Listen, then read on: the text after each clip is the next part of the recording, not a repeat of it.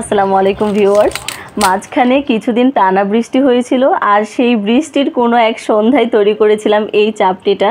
তবে আমার এডিট করে আপলোড দিতে দিতে একটু দেরি হয়ে গিয়েছে। তবে নো চিন্তা, এই চাপটিটা আপনার গ্রীষ্ম, বর্ষা, শীত যে কোনো টাইমে কোনো ওকেশন লাগবে না, আপনি তৈরি করলেই আপনার আড্ডা জমে যাবে। যদি বাসায় একবার তৈরি করে পরিবারের সদস্যদের খাওয়াতে পারেন, তারা নিশ্চিত আপনাকে ধন্যবাদ দিতে বাধ্য হবে। চাপটি তৈরি করার জন্য আমি এখানে 1 কাপ পরিমাণ আতপ চাল নিয়ে নিয়েছি, একদম ভরে ভরে 1 কাপ পরিমাণ, আর হাফ কাপ দিয়ে দিয়েছি এখানে অ্যাঙ্কর ডাল, আর 1/3 কাপ দিয়ে দিয়েছি খেসারি ডাল। এখন এই মিশ্রণটাকে পানি দিয়ে খুব ভালোভাবে 2-3 বার ধুয়ে ভিজিয়ে রেখেছিলাম 5 থেকে 6 ঘন্টা। 5 থেকে 6 ঘন্টা পর কিন্তু চাল আর ডালটা অনেকটাই নরম হয়ে গিয়েছে। এখন আমি একটি ব্লেন্ডারের জারে নিয়ে নিচ্ছি এখানে ছোট ছোট 3 টুকরোর মতো আদা, আর সাথে অ্যাড করে দিয়েছি আমার টেস্ট অনুযায়ী কাঁচামরিচ। আমি এখানে 5টি কাঁচামরিচ ব্যবহার করেছি। যারা একটু ঝালটা বেশি খেতে পছন্দ করেন, কাঁচামরিচের ঝালটা একটু বাড়িয়ে দিতে পারেন।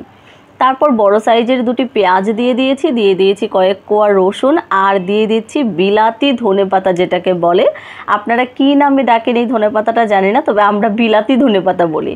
এই ধনেপাতাটা দিয়ে দিয়েছি, আপনারা চাইলে কিন্তু যে কোনো ধনেপাতা দিতে পারেন। তারপর চালগুলো দিয়ে দিচ্ছি। সবগুলো চাল তো একবারে দেওয়া যাবে না, যেহেতু আমার ব্লেন্ডারের জারটা একটু ছোট, আমি 2 বারে দিয়ে ব্লেন্ড করে নিচ্ছি। দেখুন এই মিশ্রণটা কিন্তু ব্লেন্ড করার পর একটু দানা দানা থাকবে, একদম ব্লেন্ড করে মিহি করে ফেলা যাবে না, দানা দানা থাকলেই কিন্তু চাপটিটা খেতে বেশি টেস্ট হয়। তারপর আমি স্বাদ মতো লবণ দিয়ে দিচ্ছি, আর দিয়ে দিচ্ছি অল্প পানি। যেহেতু ব্লেন্ড করার পর মিশ্রণটা একটু বেশি ঘন মনে হচ্ছিল, তাই আমি অল্প পানি অ্যাড করেছি। এখন খুব ভালোভাবে মিশিয়ে নিচ্ছি যেন লবণটা খুব সুন্দরভাবে মিশে যায়। যারা একটু কালারফুল চাপটি পছন্দ করেন, তারা এইখানে অল্প একটু হলুদ ব্যবহার করতে পারেন, হলুদের গুঁড়ো ব্যবহার করতে পারেন, কিংবা চাচ্ছেন যে একটু ঝালঝাল হবে তাহলে মরিচের গুঁড়োটাও ব্যবহার করতে পারেন, কোনো সমস্যা নেই। তারপর আমি চাপটির মিশ্রণটা তৈরি করে একটা প্যান আগে থেকেই চুলায় গরম করে রেখেছিলাম। চুলার জালটা মিডিয়াম হিটে রেখে আমি এভাবে চামচের সাহায্যে চাপটিটা ছড়িয়ে দিচ্ছি। চাপটি কিন্তু খোলা অবস্থায় রান্না করতে হয়, এটা ঢেকে দেওয়ার কোনোই প্রয়োজন নেই। আপনি দেখবেন এরকম 3-4 মিনিট পর খুব সুন্দরভাবে কুক হয়ে গিয়েছে, আর প্যানের নিচ থেকে দেখুন কত সুন্দরভাবে চাপটিটা উঠে এসেছে। আমি অপর পাশটাও একটু কয়েক সেকেন্ড একটু তাপ দিয়ে নিচ্ছি, তাহলে চাপটিটা 2 পাশেই একটু সুন্দর হয়। দেখুন এই চাপটিটা কিন্তু অনেক বেশি ক্রিস্পি হয়, আর আপনি যে কোনো কিছুর সাথে এটা খেতে পারবেন।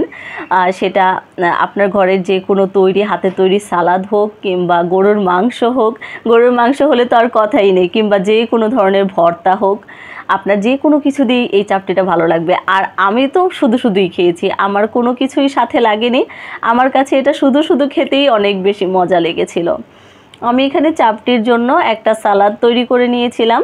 এই সালাদটা আসলে একটা স্পেশাল সালাদ, এটা নান রুটি দিয়ে খেলে বেশি ভালো লাগে। আমি এটা চাপটির জন্য তৈরি করেছিলাম। আপনারা চাইলে এই সালাদের রেসিপিটাও আমি আপনাদের সাথে শেয়ার করব। যারা ধৈর্য ধরে এতক্ষণ আমার ভিডিওটি দেখেছেন, তাদেরকে অসংখ্য ধন্যবাদ। আর আমার রেসিপিগুলো যদি আপনাদের কাছে ভালো লাগে, একটু আপনাদের কাজে আসে, তাহলে প্লিজ চ্যানেলটি সাবস্ক্রাইব করতে কিন্তু ভুলবেন না। আর ফেসবুক পেজ থেকে যদি ভিডিওটি দেখেন, তাহলে পেজটি ফলো দিয়ে রাখতে পারেন পরবর্তী যে কোনো রেসিপি দেখার জন্য।